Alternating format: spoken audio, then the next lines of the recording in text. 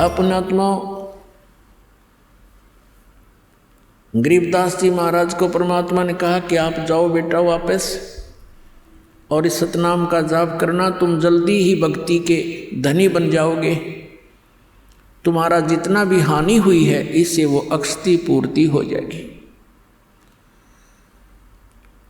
फिर उसकी महिमा बताई है परमात्मा ने, जो गरीबदास जी ने परमात्मा कबीर जी से सुने हुए ज्ञान को कैसे बताया है कि सतनाम पालड़े रंग होरी हो, 14 लोक चढ़ावे राम रंग होरी हो, 3 लोक पासंग धर रंग होरी हो, तो ना तुले तुलाया राम रंग होरी हो।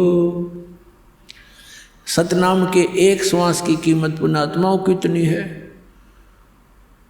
एक सतनाम के श्वास उस श्वास से एक कंप्लीट मंत्र की कमाई बन जाती है। जैसे आप एक मंत्र श्वास से बाहर छोड़ते हो, दूसरा अंदर लेते हो, ये एक कंप्लीट जाप हो गया सतनाम का। कई भक्त असमंजस में पड़े रहते हैं। ये एक मंत्र समझो कि बस स्टार्ट जिससे किया अंत दूसरे पे हो गया, बस ये एक मंत्र हो गया। इसकी कितनी कीमत है आप तो बालक को आपको पता नहीं, ये वहाँ डिपॉजिट होने लग रहा है आपका परमात्मा के सच्चे दरबार में। कि एक परमात्मा कबीर साहब ने बताया है, गरीबदास साहिब जी के माध्यम से ये ज्ञान दिया है कि एक तराजू के एक पलड़े में, ताखड़ी के बैलेंस अंग्रेजी में कहते हैं इस तराजू को, एक पलड़े में कहते हैं सतनाम का एक सिमरन की कीमत रख दे, वैल्यू। और फिर कहते हैं दूसरे पलड़े में 14 लोक रख दे। ये 14 लोक कौन से? ये ब्रह्मा जी का लोक, विष्णु जी का लोक, शिव जी का लोक, स्वर्ग लोक और दुर्गा का लोक, ब्रह्मलोक, और ये और नीचे के पाताल, ये अन्य लोक 6 लोक अलग हैं, 7 हैं वैसे, लेकिन ये पाताल लोक अलग से इन 3 लोकों में गिना जाता है, पृथ्वी लोक, स्वर्ग लोक और पाताल लोक। एक महास्वर्ग है, एक धर्मराज का लोक, और ये प्रत्येक अलग अलग 98,000 ये 88,000 खेड़े हैं। इस तरह के ये 14 लोक हैं, जैसे गोलोक, भूलोक, भुवलोक, इस तरह काफ़ी लोग 14 लोक बनते हैं कुल मिला के। तो क्या बताया कि 14 लोक तो एक तरफ और एक श्वास सतनाम की कीमत एक तरफ पालड़े में, और 3 लोक पासंग दर है। ये पूरी पृथ्वी, पाताल और स्वर्गलोक, जिसको इंद्र का लोक कहते हैं, इन तीनों लोकों की तो इसमें गिनती ही नहीं है। अब पासंग क्या होती थी? पहले तराजू हुआ करती देसी टाइप, अब भी हैं, गांव में होंगी मेरे ख्याल में, अब भी वैसे भी हैं, लोहे की होगी, पहले लकड़ी की डंडी होती थी, अब लोहे की जंजीरें होगी, पहले रस्सी बंदी होती थी उन पालड़ों के।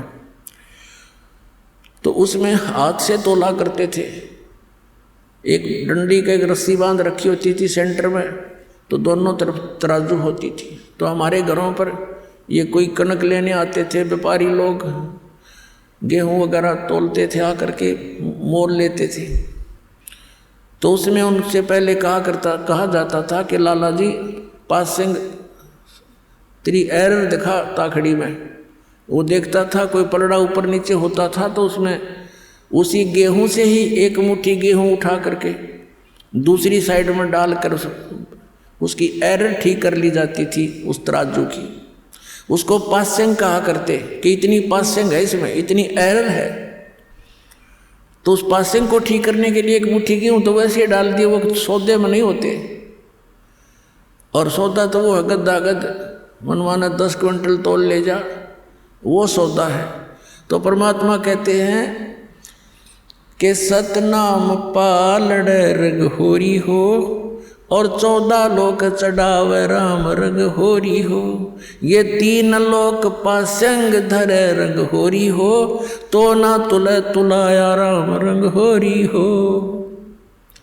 कि तो भी वो सतनाम का पलड़ा भारी रहेगा, उठे नहीं, और वो 14 लोक वाला ऊपर को उठ जाएगा। अपनात्मा एक श्वास, उस श्वास की कितनी कीमत।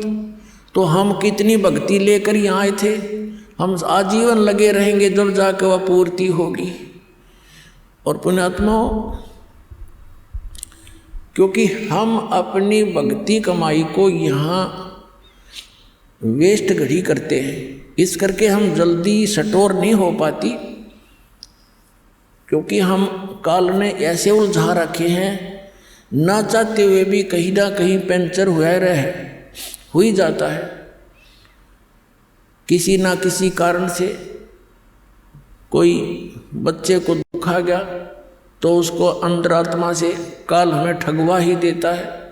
लेकिन उस समय हमने दृढ़ रखना चाहिए कि बच्चे को परमात्मा से जोड़ना चाहिए, और फिर आप रखवाला है ये विश्वास करना चाहिए कि परमात्मा से जो जुड़ गया उसका साथी है वो, उसका बिगड़ कुछ नहीं सकता। लेकिन हमारा दिल कमज़ोर हो लिया, इतने कष्ट हमने सहन, इतने कष्ट उठा रखे हैं युगों युगों से। जैसे कहते हैं, जैसे कुत्ते का कोई लठ मार दे